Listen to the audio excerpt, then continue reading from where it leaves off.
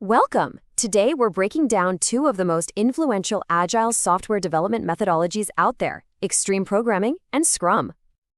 Okay, let's dive into this. I've definitely worked on projects that felt exactly like that. Why does this happen so often? Well, a huge part of the problem comes from these traditional, really rigid ways of planning projects. And one of the most famous examples of this is something called the waterfall model.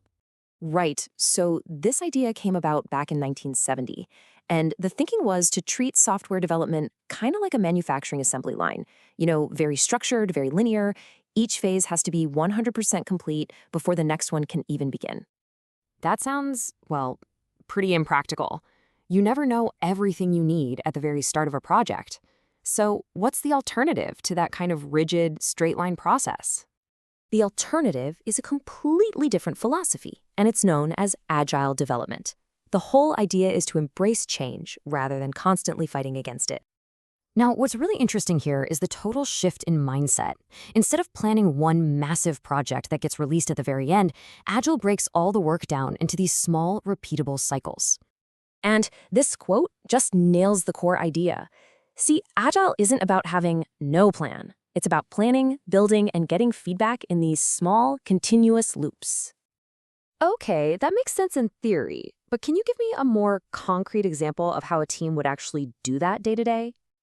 Absolutely. Let's take a look at one of the first agile methods to really put this into practice: extreme programming, or XP.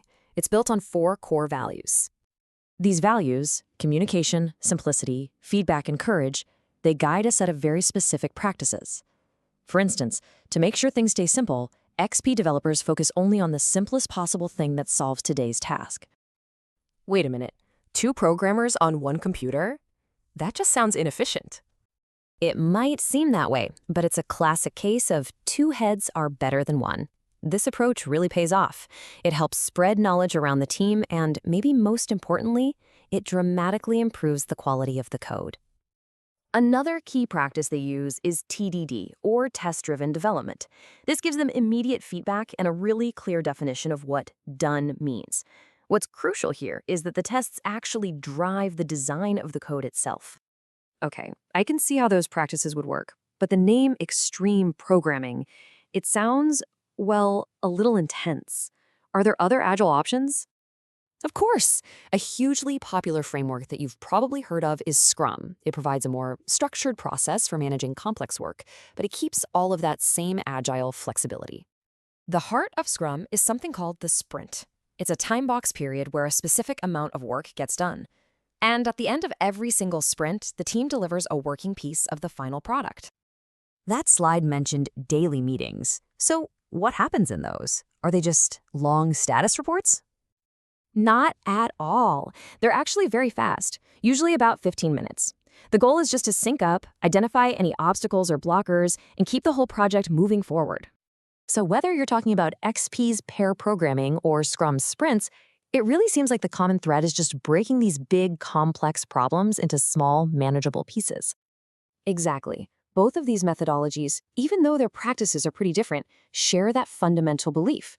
They totally reject the old Big Bang release idea of the waterfall model. So the most important takeaway here is this: building, testing, and delivering in small, incremental steps is really the key to managing complexity and being able to respond to change. That's the real power of Agile. If you found this explanation helpful, please give this a like, share it with someone, and subscribe for more explainers just like this one.